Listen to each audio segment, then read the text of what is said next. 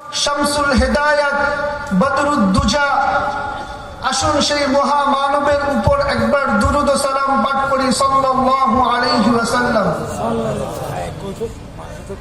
আসলে মেরে দোস্ত, দুনিয়াতে ছিলাম না, বর্তমানে আছি,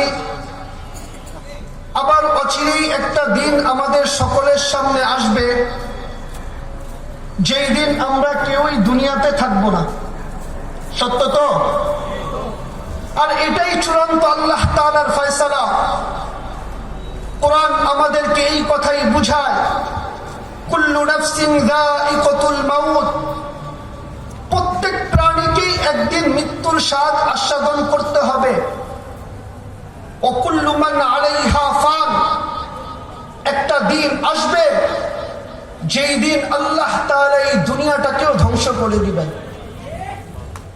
বিদায় মেরে দোস্ত, দুনিয়াতে ছিলাম না, বর্তমানে আছি, আবার অচিরেই একটা দিন আমাদের সকলের সামনে আসবে যেই দিন আমরা কেউই দুনিয়াতে থাকতে পারবো না।